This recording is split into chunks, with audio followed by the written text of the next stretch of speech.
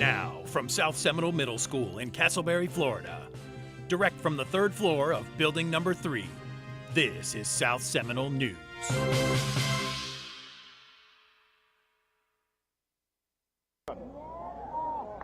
I have the pleasure to present to you Dr. Martin Luther King, Jr.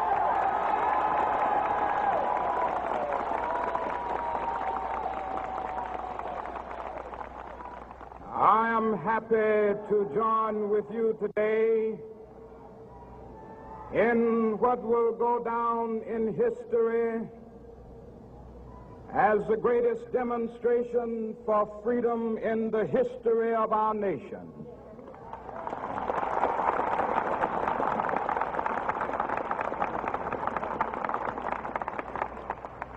Five score years ago, a great American in whose symbolic shadow we stand today signed the Emancipation Proclamation. This momentous decree came as a great beacon light of hope to millions of Negro slaves who had been seared in the flames of withering injustice. It came as a joyous daybreak to end the long night of their captivity. But 100 years later, the Negro still is not free. 100 years later, the life of the Negro is still sadly crippled by the manacles of segregation and the chains of discrimination. 100 years later, the Negro lives on a lonely island of poverty in the midst of a vast ocean of material prosperity. 100 years later,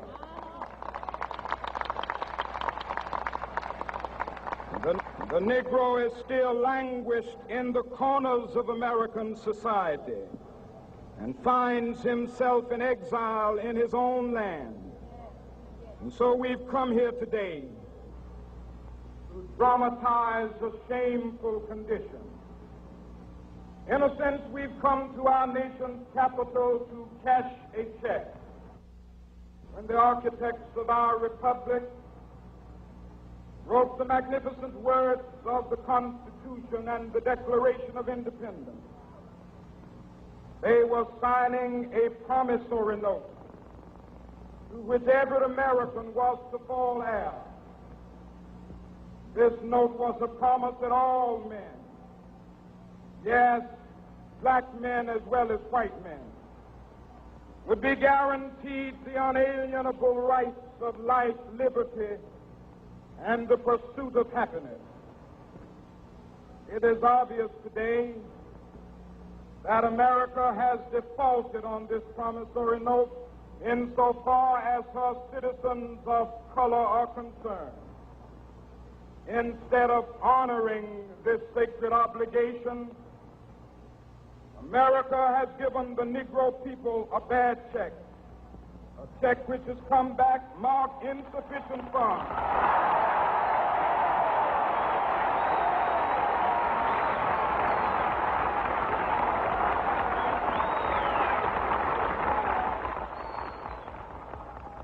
But we refuse to believe that the Bank of Justice is bankrupt. We refuse to believe that there are insufficient funds in the great vaults of opportunity of this nation.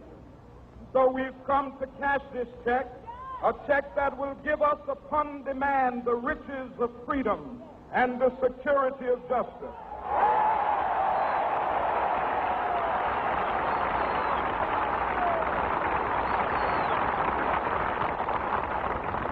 We have also come to this hallowed spot to remind America of the fierce urgency of now. This is no time to engage in the luxury of cooling off or to take the tranquilizing drug of gradualism.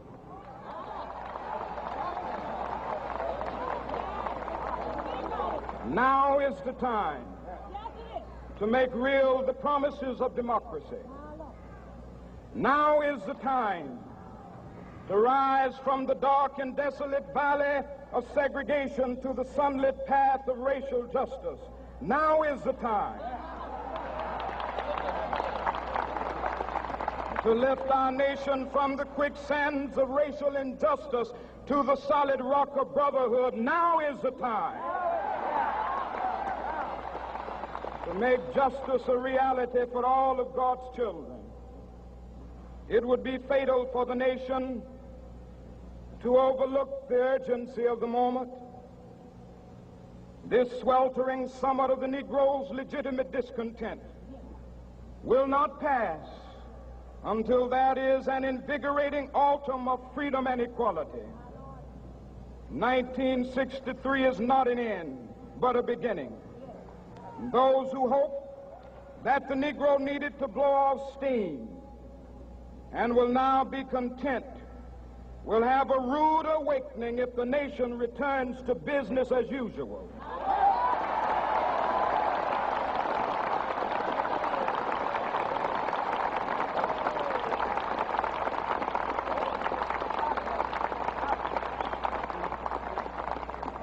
There will be neither rest nor tranquility in America until the Negro is granted his citizenship rights.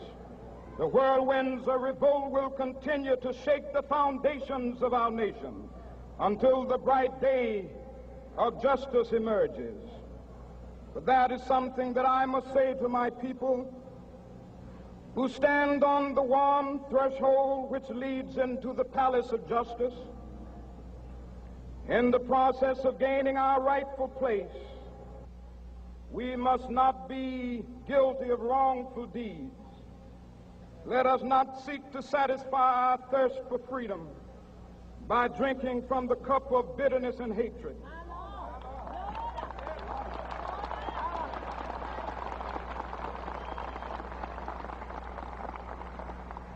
We must forever conduct our struggle on the high plane of dignity and discipline.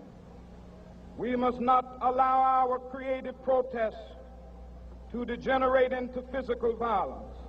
Again and again, we must rise to the majestic heights of meeting physical force with soul force. The marvelous new militancy which has engulfed the Negro community must not lead us to a distrust of all white people. For many of our white brothers, as evidenced by their presence here today, have come to realize that their destiny is tied up with our destiny.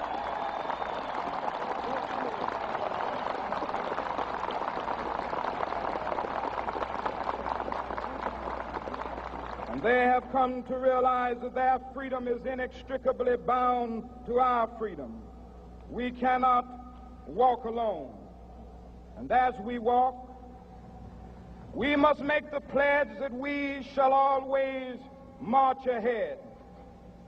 We cannot turn back. There are those who are asking the devotees of civil rights, when will you be satisfied? We can never be satisfied as long as the Negro is the victim of the unspeakable horrors of police brutality. We can never be satisfied as long as our bodies, heavy with the fatigue of travel, cannot gain lodging in the motels of the highways and the hotels of the cities.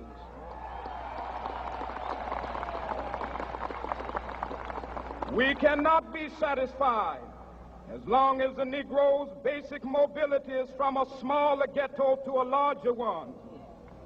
We can never be satisfied as long as our children are stripped of their selfhood and robbed of their dignity by signs stating for whites only.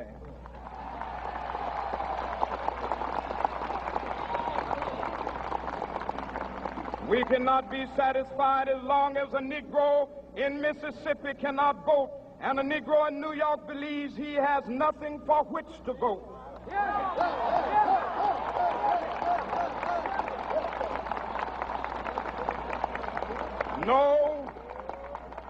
No, we are not satisfied, and we will not be satisfied until justice rolls down like waters and righteousness like a mighty stream.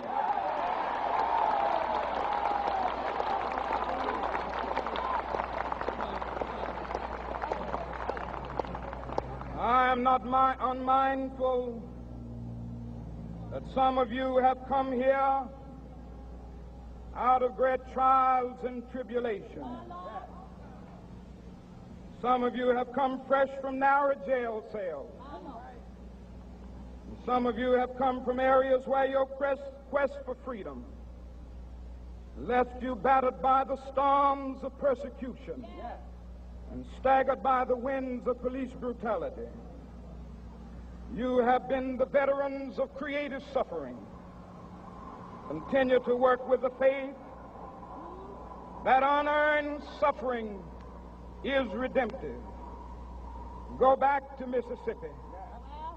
Go back to Alabama. Go back to South Carolina. Go back to Georgia.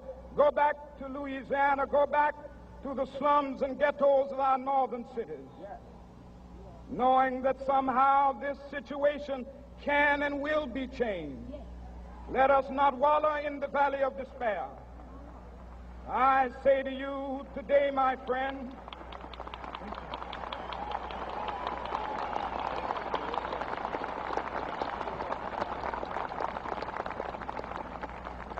so even though we face the difficulties of today and tomorrow, I still have a dream. It is a dream deeply rooted in the American dream. I have a dream that one day this nation will rise up and live out the true meaning of its creed. We hold these truths to be self-evident, that all men are created equal.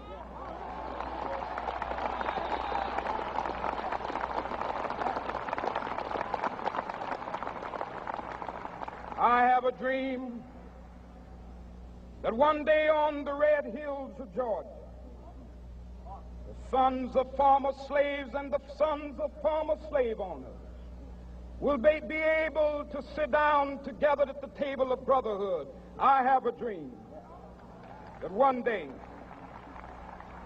even the state of Mississippi, a state sweltering with the heat of injustice, sweltering with the heat of oppression, will be transformed into an oasis of freedom and justice. I have a dream that my 4 little children will one day live in a nation where they will not be judged by the color of their skin, but by the content of their character. I have a dream today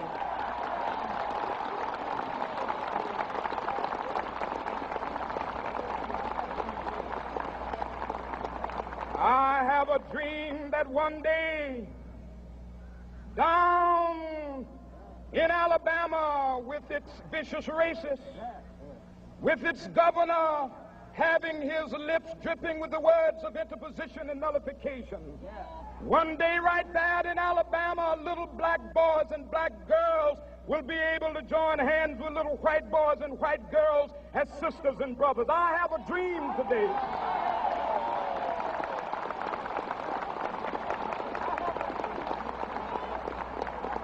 I have a dream that one day every valley shall be exalted, and every hill and mountain shall be made low, the rough places will be made plain, and the crooked places will be made straight, and the glory of the Lord shall be revealed, and all flesh shall see it together.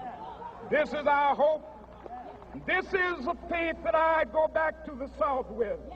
With this faith, we will be able to hew out of the mountain of despair a stone of hope. With this faith, we will be able to transform the jangling discords of our nation into a beautiful symphony of brotherhood.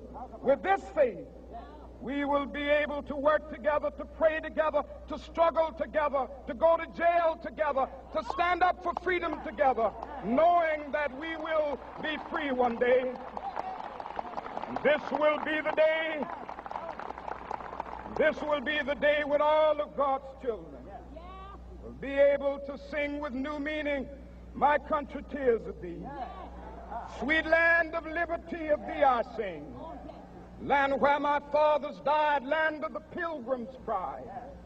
From every mountainside, let freedom ring. And if America is to be a great nation, this must become true. And so let freedom ring. From the prodigious hilltops of New Hampshire, let freedom ring. From the mighty mountains of New York, let freedom ring. From the heightening Alleghenies of Pennsylvania, let freedom ring. From the snow-capped Rockies of Colorado, let freedom ring. From the curvaceous slopes of California. But not only that, let freedom ring from Stone Mountain of Georgia. Let freedom ring from Lookout Mountain of Tennessee. Let freedom ring from every hill and molehill of Mississippi, from every mountainside. Let freedom ring. And when this happens, and when we allow freedom ring, when we let it ring from every village and every hamlet, from every state and every city, we will be able to speed up that day when all of God's children, black men and white men, Jews and Gentiles, Protestants and Catholics, will be able to join hands and sing in the words of the old Negro spiritual, free at last, free at last. Thank God Almighty, we are free at last.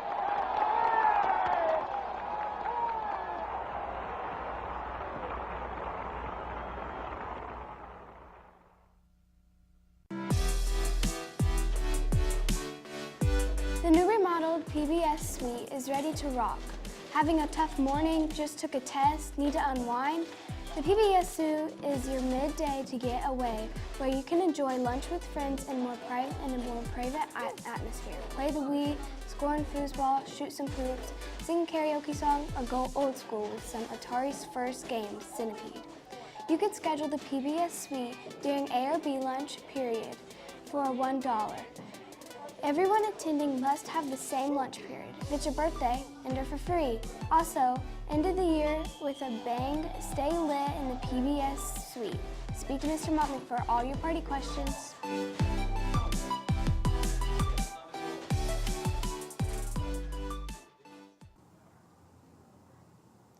Hello, I'm Keely and enjoy funny penguin pictures.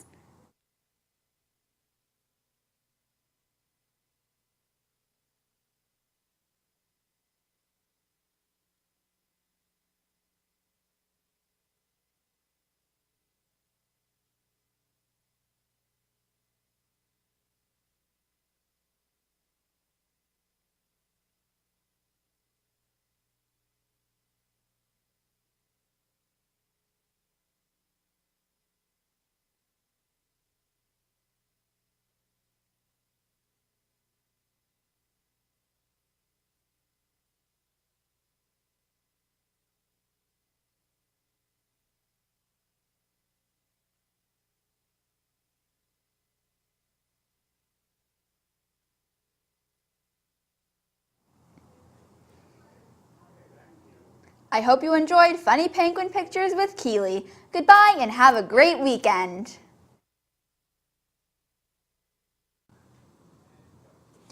Today I'm going to talk about what pro soccer team is going to play this week. The teams that are playing are Manchester vs. Brighton and Hove, and another game is Liverpool vs. Crystal Palace. Finally, AFC, Bournemouth, and West Ham United Pro Soccer Game Report from Kylie Cochran.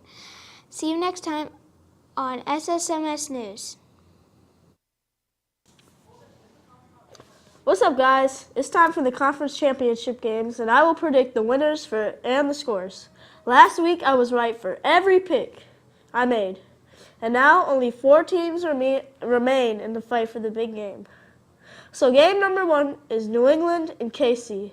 Easily the best out of the 2 games. Mahomes is playing amazing, and he has just got one more job to get out of the way, which will turn out to be the hardest he's ever taken. The New England Patriots are away for their first playoff game since 2015 at Denver, in which they lost. I don't know if Brady could do it. Let's look back at that game when New England went to Denver and lost. Brady threw 300 yards but 2 picks and was sacked 4 times to a tough defense. But I don't think Mahomes will get it done this year. It hurts to say this, but New England will get it done in a shootout, 35-38. And game 2 is LA at NOLA. The Rams beat Dallas after recovering an onside kick and won. And Breeze is a legend with that late comeback. He will be in the Hall of Fame for sure. But the Rams look good. They had 2 100-yard rushers and a 3rd down run from Goff to ice the game. That play caused Aqib Talib to get too excited and say a word if I were to repeat, I'd get an earful from my mom. But yeah, it'll be a tough one. That Breeze will win. Saints 31, Rams 17. So according to my predictions, it will be a Brady Breeze Super Bowl. I'll be back next week for my Super Bowl predictions for that game and my cheap Super Bowl nacho recipe. See you soon, South Seminole. Good afternoon, guys. Welcome to the Friday Show. I'm Tori, and today, with my friend Fitha, we are going to talk about the Fox TV show Gotham. All right. Actually, if you don't remember from last year or if you weren't here, I actually did review this show in my 7th grade year. It's a show about Gotham before Batman, and you get to see many characters develop into their iconic roles. And the thing is, you could catch it on Netflix for the first 4 seasons, and every Thursday at 8 p.m. on the Fox channel, you can watch it live. So I guess like what I like about Gotham so far is like kind of how like the characters develop through. Like you're seeing something like you don't really see on other shows. Yeah. It's like you're showing like each and every character instead of like focusing on one single character of the show. You're on season 1, so far you only met James, Ivy, Fish, Oswald, Harvey. Fish is horrible. Yeah, Fish is the worst. Harvey, and you get to sometimes, every now and then, you see Edward just pop up randomly and give his iconic riddles. Yeah. I'm actually all the way up to the most recent thing, which is the last season, season 5. That's where I'm at, and I'm actually waiting for the new episode, which would be episode 3. And you actually do see Barbara. She's not from the comics, sadly. I would love to see her in the comics. And they actually... Most people think that the show doesn't have any canon universe or anything, but it's its own universe, but it actually draws from all the TV shows, from the animated series, the Christopher Nolan movies, the Tim Burton movies, and the Adam West show, plus it goes really deep into the comics lore, which is cool. So... What do you like about season 1? Again, I think like how it just... even though it's like they just started, I just started, there's a lot of like action, like character development. They go right into that action. When you first see Jim, he's trying to take down this guy that was trying to break out of the jail cells in the GCPD. Yeah, it's like not a lot of shows like immediately go to action, like have it all play like nice and smooth, and when they go up more, then they start the action, but they just go right into the action, so you just kind of get more like into it immediately. The thing about Gotham is that it's that rare show that gets better, better, and better every season, and it's actually like a comic book, they say. Every chapter is a new part of the story, and the thing is, with the villains, they never stay loyal to one thing. They're always changing. And that's what I think that's what I like about it. It's like, because you don't know what side they're on. You don't know if one day Edward's going to be loyal to Oswald. Next day, he's with Barbara Keene and her friends. It's crazy like that. Exactly. Because, like, I remember, like, thinking, like, oh, Oswald told me Fish all the time. Then I saw him, like, With Maroney. With Maroney. Yeah. Like, I don't know. He just snitched on her. Yeah, he snitches. And something weird is that it's that rare comic book show where no one stays dead. Exactly. Like, they just keep resurrecting. Yeah, there's always a reason why. But they can do that because it's a comic book. No one stays dead in the comic series. Something actually interesting about it is that with the characters, the only character they can't say they have is the Joker because of copyright issues. Because he's so famous. Apparently. And they don't want to like change the. Yeah, Cameron Monaghan, the guy that plays the Joker or the Valseca twins, he said that they can't be known as the Joker because of copyright claim and all that stuff. But what they did do clever stuff by bringing in, for Jerome, who's the first guy you see, he is related to the New 52, the Adam West,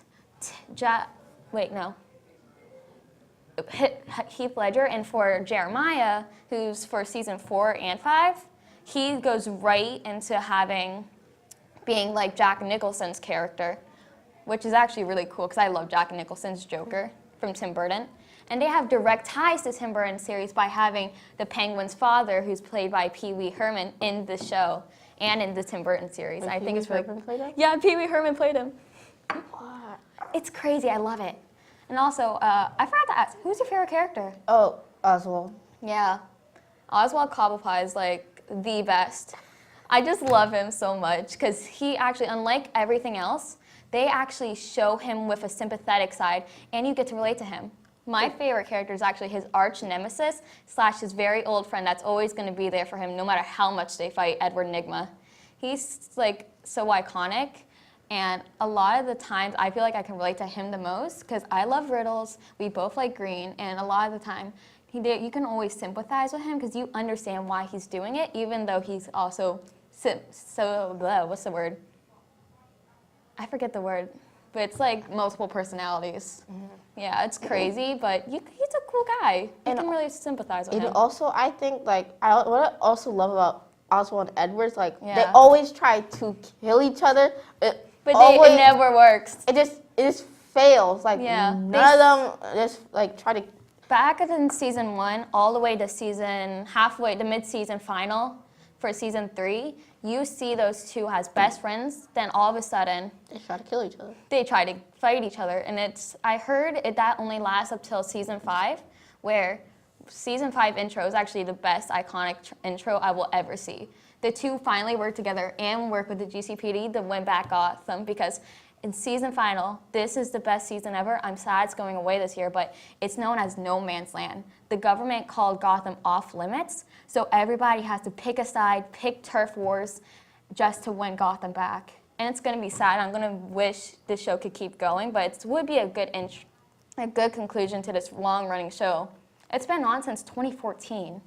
That's a lot. 5 years. And also, what I love about is just Oswald just kind of breaks character. Like, you see him like as a bad guy, good guy and stuff, and then he just like, all of a sudden just votes for mayor. Like, vote me season for Oswald 3, that's the best thing for season 3. Oswald for mayor.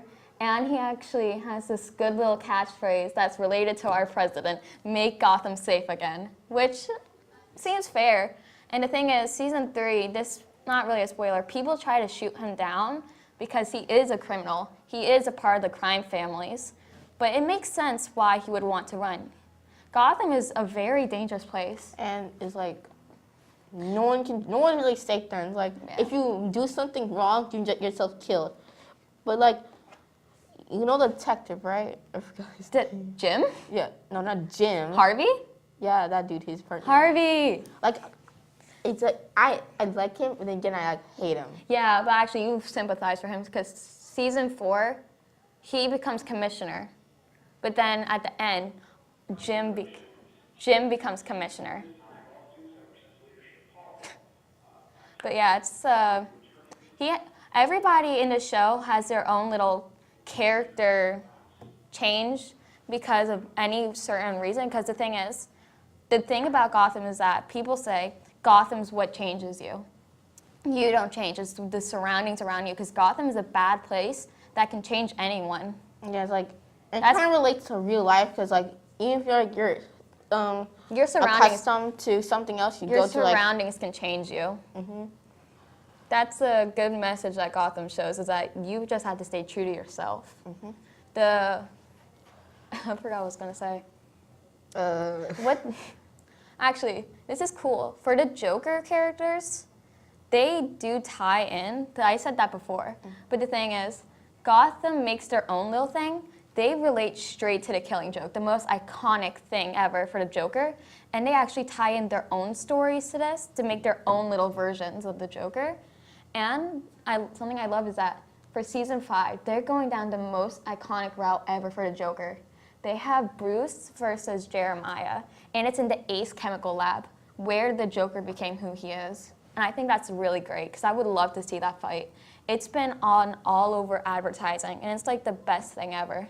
Wow, they just need to hurry up with it. Yeah, they do. I think it's episode 3 they do it, because, and they actually have Ben McKenzie, who plays Jim Gordon, actually directs some of the episodes, and I think that's really cool. It is really cool for like an actor to like kind of direct it. Yeah, because it's his show, basically. Jim Gordon makes Gotham. Well, yeah. I'm actually waiting for Jim to grow that iconic mustache. Okay, so also another thing I love about Gotham is like they're not just like onto one thing. It's like most shows like changing. Most shows like they stay on one thing. They stay with like one plot. Like the plot keeps kind of changing. It changes based on what character is doing what. Every episode they try to intertwine. I think that's the word. Intertwine their things, because they have different storylines for different characters, and it always ties back to one thing, and it's amazing.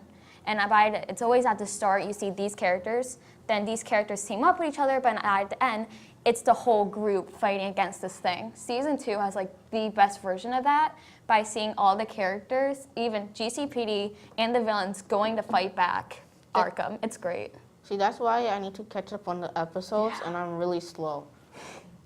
See, the reason I could get so far so quickly is that at this winter break of 7th grade, for the last 3 days, I actually sat down with no sleep, just watched all the way until the mid-season of season 3. Then I kind of stopped for a while because school was back. Then I decided to just watch again, and then by the time graduation showed up, I was done and watching it live. I'm not that type of person. I was just doing a whole bunch of chores on the weekend. Yeah. Time can get busy, but I usually, if I'm going to binge something, I prefer to do it when there's like a break or something, so nothing can really stop me. That's what I try to do for like the episodes are like 49 minutes and stuff, and then like... But it's worth it. It is worth it. It kind of just takes out the time, and then when I have to go back doing stuff, it's like, oh man. I'm just going to throw this out there. My favorite season is the start of season 3 till the mid-season, and then season 4 straight through. Those are my favorite seasons because they have the most story that interests me, because season 1, no offense to season 1, but until episode 13, it just seems like a normal NCIS show with the DC characters. But when you see Jerome in episode 13, everything changes and it is amazing. Yeah, I think Jerome kind of makes it more exciting. Yeah, because he's unpredictable. Exactly. He is that iconic Joker person. And they could change it whenever they want, because it's him. Like, you don't know what he's going to do. He's crazy. Cameron Monaghan is by far one of the best Jokers, along with Heath Ledger, because he is so unpredictable. You don't know what's going to happen. The thing is with Gotham, you think... Wait, give me a minute. You think it's just going to be the average Bruce Wayne story. You see him become who he is. But no, it goes for the other side of the coin. You see the Joker become who he is. And you see these two kids grow up into their iconic roles. And then you also see Jim there just playing along, being like, I don't care what's going on. I'm going to save the day anyways. Also, like, what about Jim? It's like, he's kind of, like, Harvey's just like, oh, yeah, we're done with this. Like, oh, this is my break. This is my lunch break. He doesn't care. It's lunchtime, Jim. The best line ever. And also, like, Jim's kind of like, no, I just need, he's like, he wants to do it no matter what. He wants to save the day. He wants to be the good Samaritan. But see, GCPD in season 1, it's full of dirty cops because it's Gotham. Harvey changes the course, and he was a dirty cop. But then when you see him around Jim, his attitude changes, and he does become a good Samaritan by the end of it. And then, didn't he get, like, die or something? People try to kill Harvey, but he comes back, because no one stays dead in this show. That's the exciting thing. Like, no one stays dead. No. Like you can't kill off a good character. No. And I feel like a lot of shows do that. Like, they kill off one of the good characters. Like, But then they come back for no reason. Like, at least this show has their reasons for why these characters come back. Exactly. There's always an explanation. One day, a character could stay dead, but the next day, it could be like the Lazarus Pit or it's Doctor Strange brings them back to life. And if you're thinking Doctor Strange from Marvel, you are wrong. There is a Doctor Strange in this show. And he is probably the, not funniest, but most weirdest character you gotta love. He's Doctor Strange. He's strange. He's a strange guy. Yeah, like, and... Actually, this show, they do stay true to the good lore of the comics. They bring in characters you may not even know, like Silver St. Cloud. Who is she? I've never heard of her. Season 2, they make a good explanation for why she's there. And you actually see her play her role from the comics. She is Bruce Wayne's lover that ends up being a bad guy in the end and has to go away for her safety. And they also bring in Professor Pig, this creepy guy that actually scared me too much and I hated it, but he's a good villain. He's great. He made me scared. And they actually bring in one of the most characters that he's never in anything. You try finding him, he's only in the comics. He isn't in the shows, movies, or games, or anything. His name's the Mad Hatter. He stays around for so long. I love the Mad Hatter. He is such good, and he has a sister named Alice, and those two are amazing. That's kind of a reference from Wonderland. But see, that's what the comics did. But see, then Alice dies, and the Mad Hatter truly snaps, and he goes crazy. The Mad Hatter. I love the Mad Hatter. He's so manipulative. He is such a good villain. I wish he stays around for season 5, hoping he's there. Listen, I think I never seen like the Mad Hatter like, oh, it's evil villain, but now they're trying to switching him sort of. Yeah. I think that'd be like very interesting to watch. It is very interesting. He shows up in season 3, and I love him. Like, I'm hoping he's here for season 5. That's why I'm excited to watch Gotham, like watch more of it. Yeah. Because like they bring in these characters like you never expect to be in that show. Yeah, like Tabitha Gallivan. Who is she? I never heard of her. She's in this. Yeah. She is? I showed you that clip. She's in this. Oh, yeah. Her and her brother Theo. Theo, everybody hates Theo. The thing is with this show, they make you want to hate these characters, yet you have to love them sometimes. Yeah, that's what I liked about the show. Like they switch characters' personalities and stuff. Like it's so unpredictable. They make their own lore in which a lot of people hate, but they do go back to the classics. With Heath Ledger, everybody loves him. He's such an iconic character for the Joker, and then they actually make reference to him with Jerome. He gets this permanent smile on his face, and he's like, I used to be a great listener, but this happened to me. Just like Heath Ledger, he has the permanent smile. And he got all these scars on his face. It's amazing. You know what the saddest thing about Gotham? What? Is when Oswald's mother died. Oh, spoilers. But that is a good reason. He never had someone that loved him. He was constantly abused, constantly bullied. The only person that loved him was his mom. His mom was always there for him to keep him safe. I can talk. But the thing is, with losing his mom, he truly goes nuts. Yeah, good. I think that's like, they didn't need to kill her. But actually they did. It was for motivation reasons. The thing is with Gotham, it changes the stories for these villains because a lot of the time in the comics, they don't have these characters are already crazy. You really don't know their stories. But the thing is, with this show, they make amazing motivation and reasons why this happens. And that word to describe Edward was schizophrenic, I just remembered. I just remembered the word. But yeah, we should end it here. Yeah. Yeah, that's all for this week, guys. See you next time. Bye. Have a good weekend. Konnichiwa, minasan. My name is Amelia, and I welcome you to WAOF Global News, aka Weebu Anime Obsessed Fans Global News. Today's topics will be on 2 certain anime series.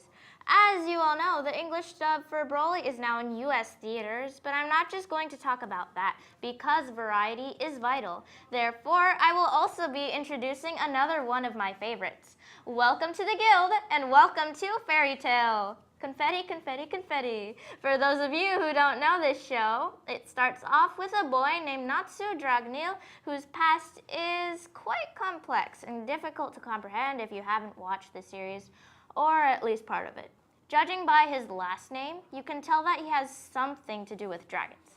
He was raised by a dragon named Igneel, and as a mage of fairy tale, he specializes in fire dragon slayer magic. Natsu also meets Lucy Heartfilia in the first episode due to her longing of wanting to join the fairy tale guild. Everyone in it also gets a fairy tale mark somewhere on their body, just like how Lucy has it on her hand and Natsu has it on his shoulder. There's a lot of plot holes in the story if you don't know it, but if you like action, adventure, fantasy, and anime, of course, this one's for you. Now, though, I'm gonna start fangirling about Dragon Ball. So, this weekend, my family is going to go see the DBS Broly movie in theaters. I'll be up with a spoiler-free review next Friday. Dragon Ball Super is an extension to Dragon Ball Z, Dragon Ball GT, and Dragon Ball, the whole fandom. So, basically, Dragon Ball starts off with Goku as a kid and how he grows up and gets more powers, turns Super Saiyan, Super Saiyan 2, Super Saiyan 3, and then in Dragon Ball Super, it's when we start to get the God powers. So in the first episode, he meets Beerus, the god of destruction, and Whis, the angel.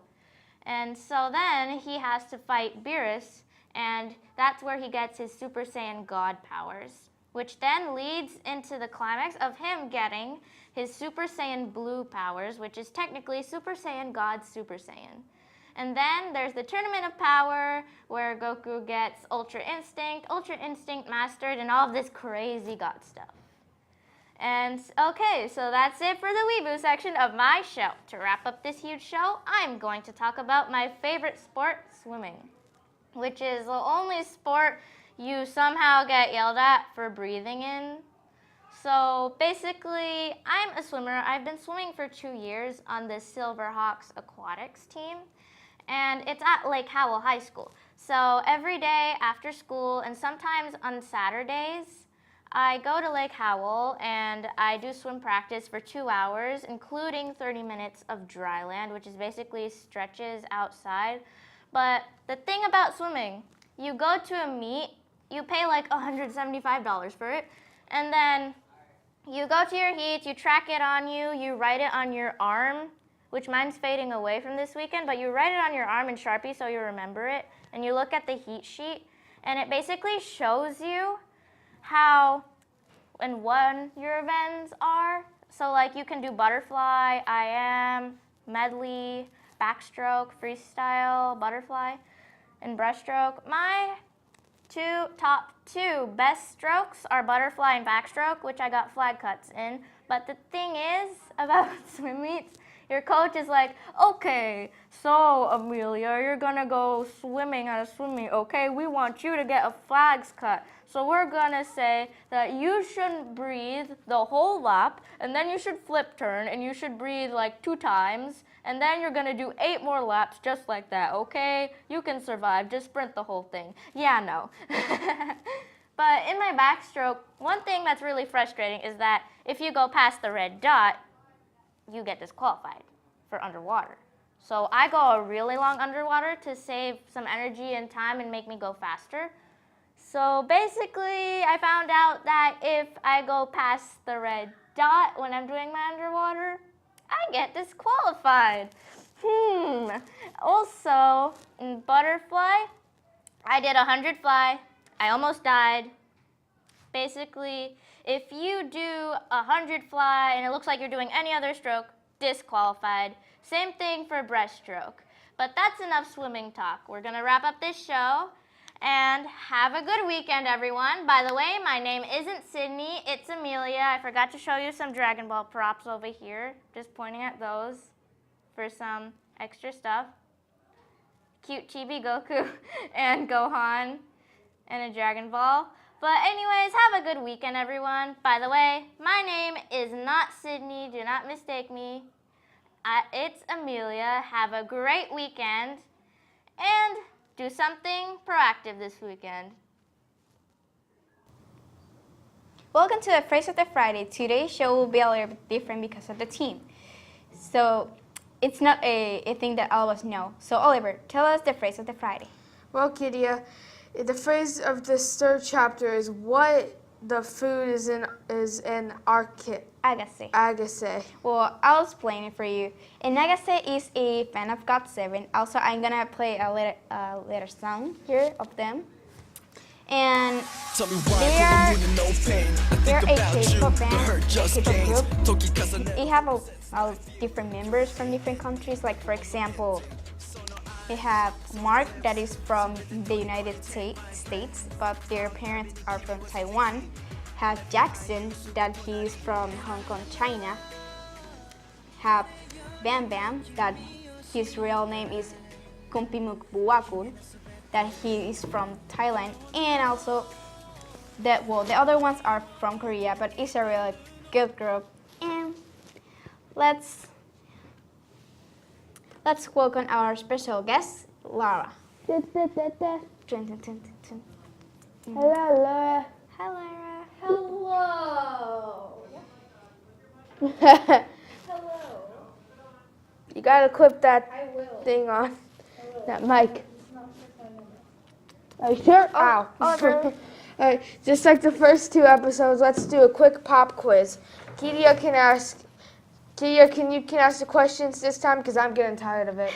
Of course. First question: have you heard before name GOT7? Not really, no. Second question: what do you think is GOT7?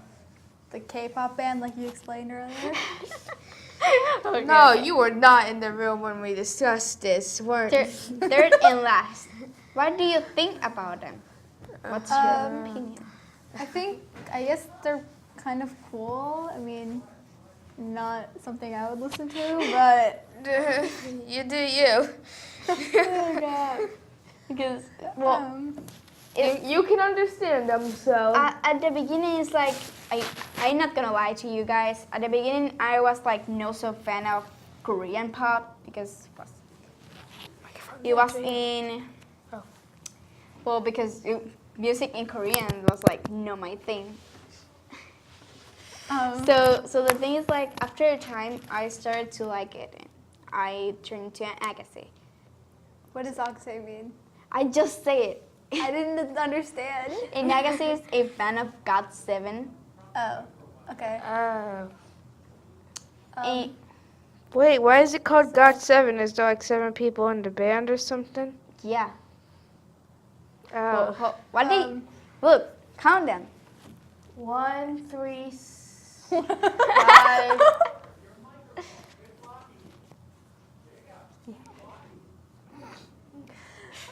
So yeah, overall, I guess they seem like a cool group, and to me, their faces all look the same. I'm just gonna say that much. Okay, 1, of all of them, 7, Laura, 1, 2, 3, 4, of 5, all of them, 6, 7. who do you think is the best looking one?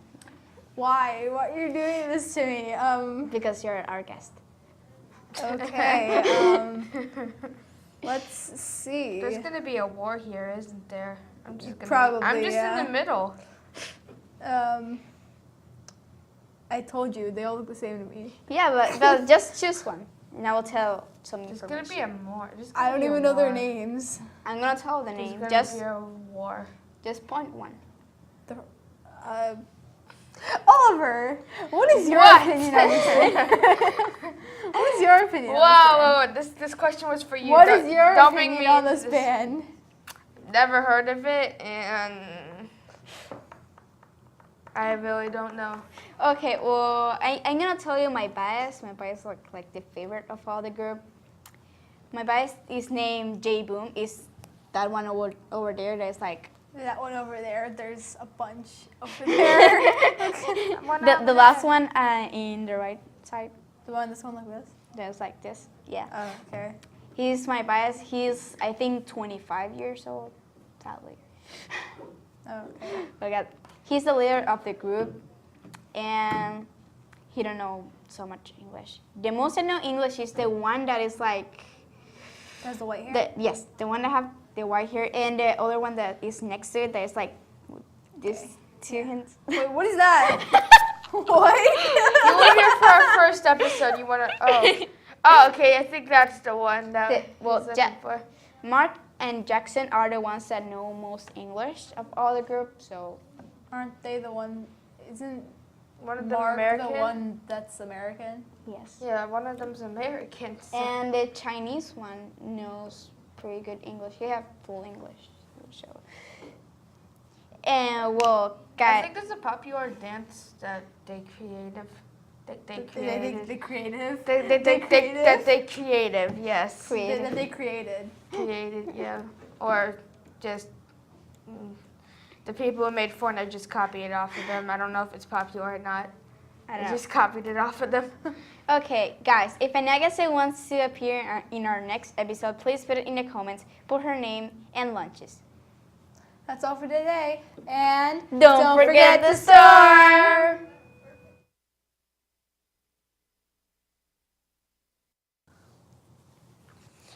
Hello, everybody. Welcome to the Friday show. My name is Chani, and this is Anna Rosa. Hi. Today we're going to be having a topic, conversation topic, and we're going to be talking about movies, especially the Oscars. So, I didn't watch the Oscars. I didn't either, but I watched a few of them. So, what was your favorite movie of 2018 or something you saw 2019? I saw a movie 2019. It was really good. I'll talk about it later. Well, I've watched, in 2019, are we talking about 2019 or 2018? 2018, a movie that was made in 2018 because no movies were made in 2019 that aired in 2019 because it's so early right now. What about the movie Second Act? It was made in 2019. I think it was made in 2019. That's all right. Okay. But I know it was aired in 2019. All right, so your favorite movie of 2018 that you saw? Probably going to be Black Panther. Black Panther was good. What was your favorite part of Black Panther? My favorite part of Black Panther was how the sister, I forgot her name. I'm so sorry. She was smart in technology and stuff. Yes, she was really smart in technology. That was really cool. And I loved her outfits. Mm-hmm. Her outfits were really pretty. And she made such a really cool outfit for the main character. That was really, really cool. Yes. She made a couple of them too. My favorite movie of 2018 was Bohemian Rhapsody by Queen. Fantastic movie. The lead actor was amazing. It was just really heartfelt, and it was really important, and it felt important. So, the next segment into this, we are going to move on to some things you thought would have won awards in the Oscars. So we didn't really watch awards, but if something they had you thought, gotten something an you award, thought you would have won. Might have won. So basically, if since we didn't watch the Oscars, basically gonna do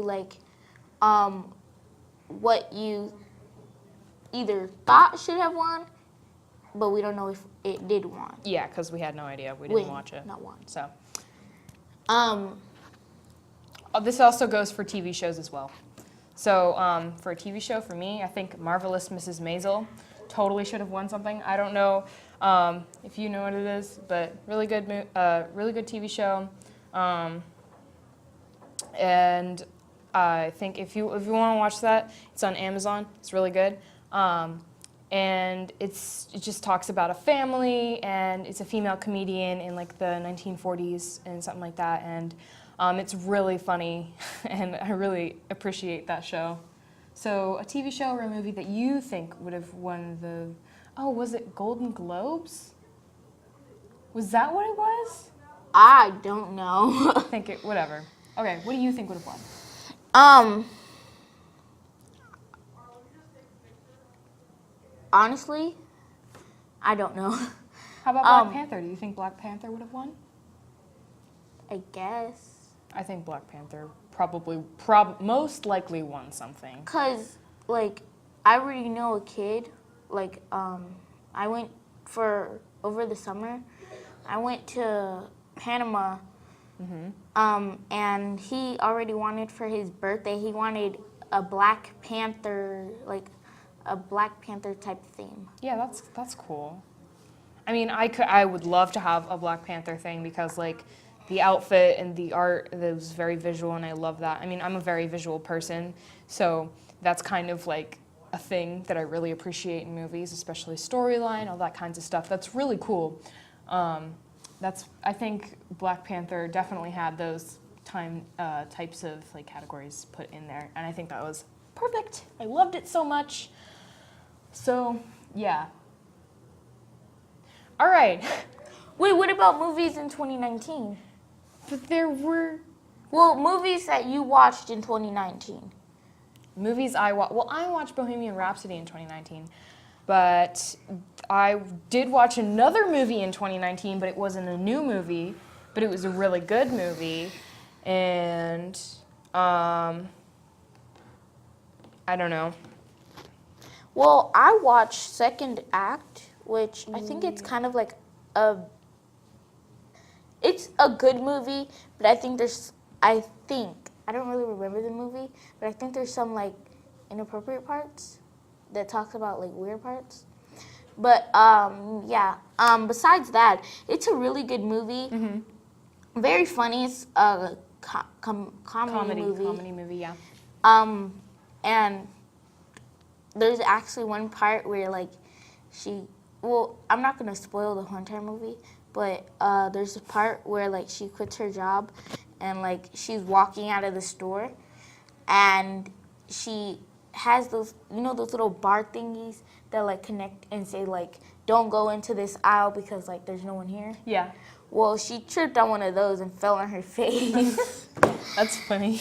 Yeah. I bet the scene was hilarious, I'm sure. And like the theater that I went to, it had like those layback seats, the recliner chairs. The recliner chairs. It was are amazing. The best. Oh my God, yeah. Those are. I really also awesome. watched Mary Poppins. Mary Poppins was good. I watched that too. It is an awesome movie. The music is beautiful. And I the like dancing how is beautiful. I like how she flies. Like whenever I she want to like, know floats. how she does that. No, she does that. Yeah. I feel like the way everything was like put into place, like the storyline, was really good because I feel like if it would be just like one like minor mistake, it would still have been good, but the way they put it in, how they put it, it's just like the bomb. Bomb.com. That's so good. All right, so that was our last segment. Sorry if this was boring, but we just wanted to talk about movies. So I hope you enjoyed it. We definitely enjoyed it, and we hope you have a marvelous, beautiful, fantastic Friday. Have a good day. Weekend, Friday, 3-day weekend. All right, I guess I'll see you guys later. Bye.